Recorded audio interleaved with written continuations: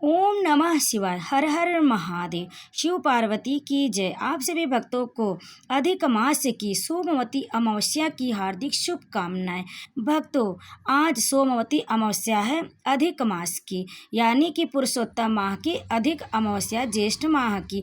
तो आप इस दिन अमावस्या की व्रत कथा का श्रवण करें, जिसके सुनने से सौभाग्य हमेशा बना रहता है, पति की आयु लंबी होती है। इसीलिए भक्तों, अमावस्या की तिथि पर पवित्र नदी में स्नान करना, दान पुण्य करना, दीप दान करना और अमावस्या पर पीपल की वृक्ष की पूजा करना, जिसमें त्रिदेव ब्रह्मा विष्णु महेश का वास होता है।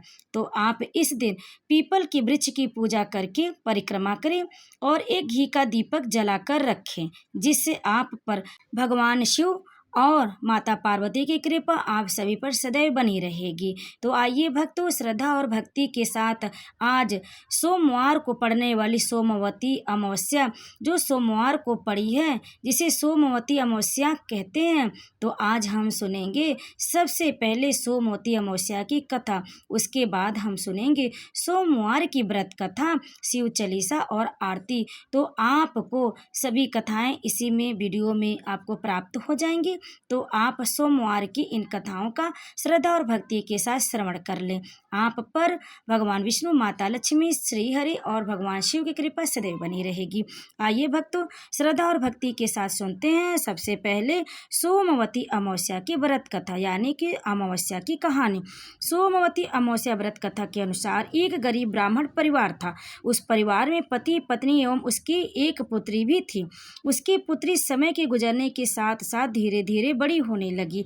उस पुत्री में बढ़ती उम्र के साथ सभी स्त्रियोचित सगुणों का विकास हो रहा था। वह कन्या सुंदर, संस्कारवान एवं गुणवान थी, परंतु गरीब होने के कारण उसका विवाह नहीं हो पा रहा था।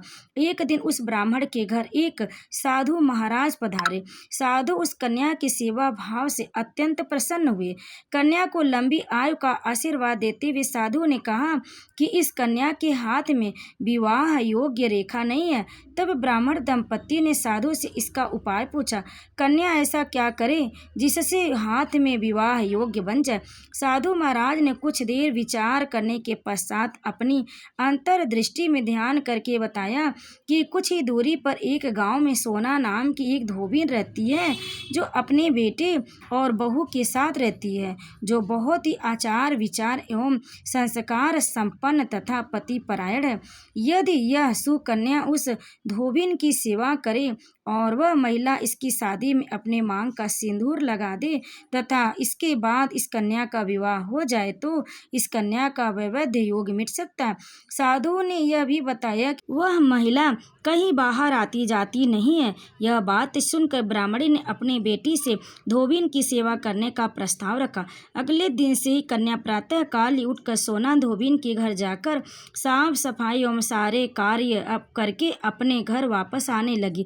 एक दिन सोना धोबिन अपनी बहू से पूछती है कि तुम तो सुबह ही उठकर सारे काम कर लेती हो और पता भी नहीं चलता। बहू ने कहा, माँ जी, मैंने तो सोचा कि आप ही सुबह उठकर सारे काम खुद ही खत्म कर लेती हैं। मैं तो देर से उठती हूँ। यह सब जानकर दोनों सास बहू घर की निगरानी करने लगी कि कौन है जो सुबह ही घर का सारा काम करके चला जाता।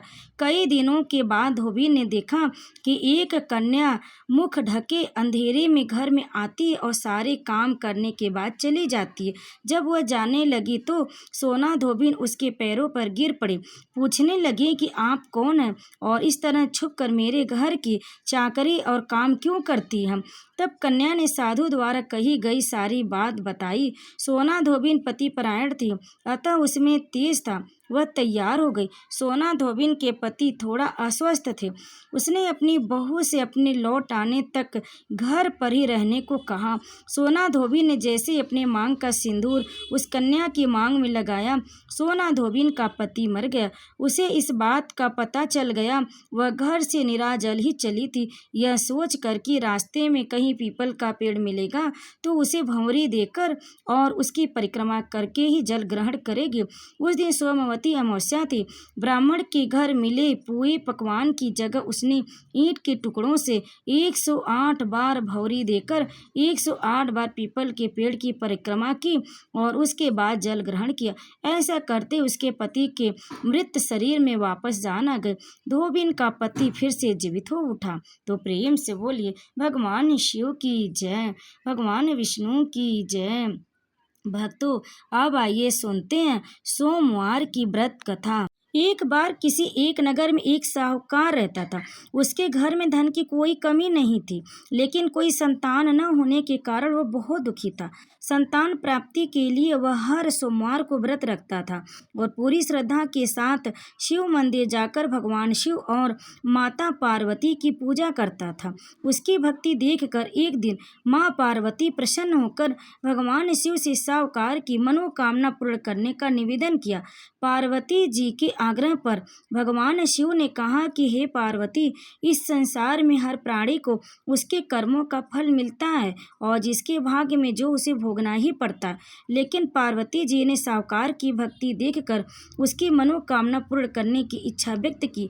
माता पार्वती की आग्रह पर शिव जी ने साहूकार को पुत्र प्राप्ति का वरदान तो दिया, लेकिन उन्होंने बताया कि यह बालक 12 वर्ष तक ही जीवित रहेगा। माता पार्वती और भगवान शिव की बातचीत को साहूकार सुन रहा था, इसीलिए उसे ना तो इस बात की खुशी थी और ना ही दुख। वह पहले की भांति शिव जी की पूजा करता रहा। कुछ समय के बाद साहूकार की पत्नी ने एक पुत्र को जन्म दिया। जब वह बालक 11 वर्ष का हुआ तो उसे पढ़ने के लिए काशी भेज दिया गया। साहूकार ने पुत्र के मामा को बुलाकर उसे बहुत सारा धन देते हुए कहा कि तुम इस बालक को काशी विद्या प्राप्ति के लिए ले जाओ। तुम लोग रास्ते में यज्ञ कराते जाना और ब्राह्मणों को भोजन दक्षिणा देते हुए जाना। दोनों मामा भांजे इस तरह यज्ञ कराते और ब्राह्मणों को दान दक्षिणा देते काशी नगरी निकल पड़े। इस दौरान रात में एक नगर पड़ा, जहां नगर के राजा की कन्या का विवाह था, लेकिन जिस राजकुमार से उसका विवाह होने वाला था वह एक आंख से काना था। राजकुमार के पिता ने अपने पुत्र के काना होने की बात को छुपाने के लिए सोचा, क्यों न उसको साहूकार के पुत्र को दूल्हा बनाकर राजकुमारी से विवाह करा दो। विवाह के बाद इसको धन देकर विदा कर दूंगा और राजकुमारी को अपने नगर ले जाऊंगा। लड़के को दूल्हे के वस्त्र पहनाकर राजकुमारी से विवाह करा दिया गया। साहूकार का पुत्र ईमानदार था, उसे यह बात सही नहीं लगी, इसलिए उसने अवसर पाकर राजकुमारी के दुपट्टे पर लिखा कि तुम्हारा विवाह तो मेरे साथ हुआ, लेकिन जिस राजकुमार के संग तुम्हें भेजा जाएगा वह एक आंख से काना है। मैं तो काशी पढ़ने जा रहा हूँ। जब राजकुमारी ने चुन्नी पर लिखी बातें पढ़ी तो उसने अपने माता पिता को यह बात बताई। राजा ने अपने पुत्री को विदा नहीं किया, फिर बारात वापस चली गई। दूसरी ओर साहूकार का लड़का और उसका मामा काशी पहुंचे और वहां जाकर उन्होंने यज्ञ किया। जिस दिन लड़का 12 साल का हुआ उस दिन भी यज्ञ का आयोजन था। लड़के ने अपने मामा से कहा कि मेरी तबीयत कुछ ठीक नहीं है। मामा ने कहा कि तुम अंदर जाकर आराम कर लो। शिव जी के वरदान अनुसार कुछ ही देर में उस बालक के प्राण निकल गए। मृत भांजे को देख उसके मामा ने विलाप करना शुरू किया। संयोग से उसी समय शिव जी और माता पार्वती उधर से जा रहे थे। पार्वती माता ने भोलेनाथ से कहा, स्वामी, मुझे इसके रोने के स्वर सहन नहीं हो रहा, आप इस व्यक्ति के कष्ट को अवश्य दूर करें। जब शिव जी मृत बालक के समीप गए तो वह बोले कि यह उसी साहूकार का पुत्र जिसे मैंने 12 वर्ष की आयु का वरदान दिया था। अब इसकी आयु पूरी हो चुकी है। लेकिन मातृभाव से विभोर माता पार्वती ने कहा कि हे महादेव, आप इस बालक को और आयु देने की कृपा करें, अन्यथा इसके वियोग में इसके माता पिता भी तड़प तड़प कर मर जाएंगे। माता पार्वती की पुनः आग्रह पर भगवान शिव ने उस लड़के को जीवित होने का वरदान दिया और शिव जी की कृपा से वह लड़का जीवित हो गया। शिक्षा पूरी करके लड़का मामा के साथ अपने नगर की ओर वापस चल दिया। दोनों चलते उसी नगर में पहुंचे जहां उनका विवाह हुआ था। उस नगर में भी उन्होंने यज्ञ का आयोजन किया। उस लड़के के ससुर ने उसे पहचान लिया और महल महल में ले जाकर उसकी खातिरदारी की और अपनी पुत्री को विदा किया। इधर साहूकार और उसकी पत्नी भूखे प्यासे रहकर बेटे की प्रतीक्षा कर रहे थे। उन्होंने प्रण कर रखा था कि यदि उन्हें अपने बेटे की मृत्यु का समाचार मिला तो वह भी अपने प्राण त्याग देंगे, परंतु अपने बेटे के जीवित होने का समाचार पाकर वह बेहद प्रसन्न हुए। उसी रात भगवान शिव ने साहूकार के स्वप्न में आकर कहा, हे श्रेष्ठी, मैंने तेरे सोमवार के व्रत करने और व्रत कथा सुनने से प्रसन्न होकर तेरे पुत्र को लंबी आयु प्रदान की। इसी प्रकार जो कोई सोमवार व्रत करता है या कथा सुनता है और पढ़ता है, उसके सभी दुख दूर होते और सभी मनोकामनाएं पूर्ण होती। तो प्रेम से बोलिए भगवान शिव की जय। भक्तों, अब आइए सुनते हैं सोम अमावस्या पर यानी कि सोमवार के दिन शिव चालीसा। श्री गणेश गिरजा सुवन मंगल मूल सुजान, कहत अयोध्या दास तुम देहु अभय वरदान। जय गिरजापति दीन दयाला, सदा करत संतन प्रतिपाला। बाल चंद्रमा सोहत नीके, कानन कुंडल नाग फनीके।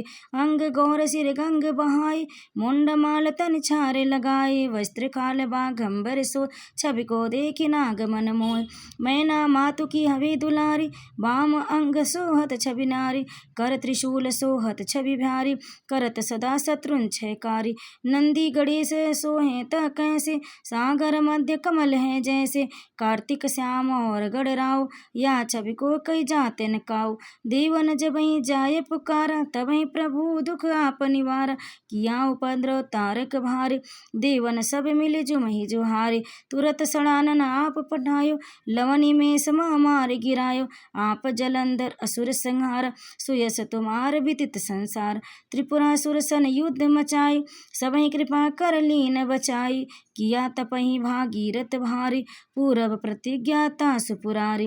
दानिन मह तुम सबको हुनाय, सेवका स्तुति करति सदाई। वेद नाम महिमा तब गाई, अकत अनादि भेद नहीं पाई। प्रगट उदति मंथन में ज्वाला, जरत सुरासुर भय बिहाला।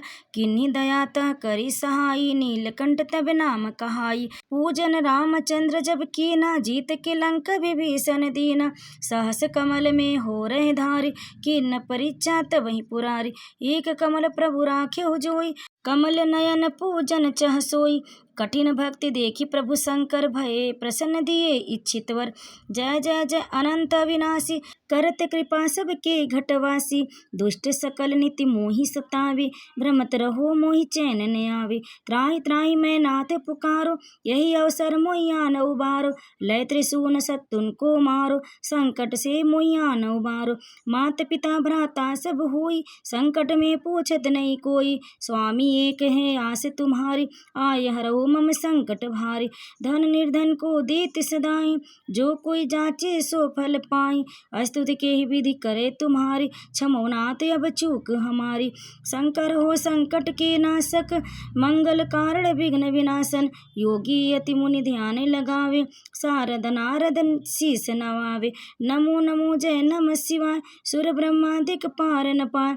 जो यह पाठ करे मन लाए, तापर होते शंभु सहाय। श्रेणिया जो कोई हो अधिकारी, पाठ करे सो पावन हारी। पुत्रहीन कर इच्छा जोई, निश्चय शिव प्रसाद ते ही होई।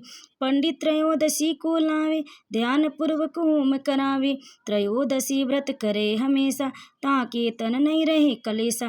धूप दीप नैवेद्य चढ़ावे, शंकर सम्मुख पाठ सुनावे। जन्म जन्म के पाप नसावे, अंत धाम शिवपुर में पावे। कहत अयोध्या दास आस तुम्हारी, जान सकल दुख हरहु हमारी। नित नेम कर प्रातः ही, पाठ करो चालीसा। तुम मेरी मनोकामना पूर्ण करो जगदीश। मगसर छठी है मंत्र ऋतु, संवत 64 जान। स्तुति चालीसा शिवहि, पूर्ण कीन कल्याण। प्रेम से बोलिए भगवान शिव की जय। भक्तों, अब आइए सुनते हैं शिव जी की आरती। ओम जय शिव ओंकारा, स्वामी जय शिव ओंकारा। ब्रह्मा विष्णु सदा शिव, ब्रह्मा विष्णु सदा शिव। अर्धांगी धारा, ओम जय शिव ओंकारा। एकानन चतुरानन पंचानन राजे, हंसानन गरुड़ासन वृषवाहन साजे। ओम जय शिव ओंकारा, दो भुज चार चतुर्भुज, दस भुज अति सोहे। त्रिगुण रूप निरखता, त्रिभुवन जन मोहे। ओम जय शिव ओंकारा, अक्षमाला बनमाला मुंडमाला धारी, त्रिपुरारी कंसारी करमाला धारी। ओम जय शिव ओंकारा, श्वेतांबर पीतांबर बाघंबर अंगे, सनकादिक गरुड़ादिक भूतादिक संगे। ओम जय शिव ओंकारा, कर के मध्य कमंडल चक्र त्रिशूलधारी, जग करता जग भरता जग संहार करता। ओम जय शिव ओंकारा, ब्रह्मा विष्णु सदाशिव जानत अविवेका, प्रणवाक्षर के मध्य ये तीनों एका। ओम जय शिव ओंकारा, त्रिगुण स्वामी जी की आरती जो कोई नर गावे, कहत शिवानंद स्वामी कहत शिवानंद स्वामी, मन वांछित फल पावे। ओम जय शिव ओंकारा, ओम जय शिव ओंकारा, प्रभु जय शिव ओंकारा, ब्रह्मा विष्णु सदाशिव अर्धांगी धारा। ओम जय शिव ओंकारा। प्रेम से बोलिए भगवान शिव की जय, माता पार्वती की जय। भक्तों, कथा को अंत तक श्रवण करने के लिए आप सभी भक्तों का बहुत बहुत धन्यवाद। आप सभी भक्तों को अधिक मास की ज्येष्ठ अमावस्या की यानी कि सोमवती अमावस्या की हार्दिक शुभकामनाएं।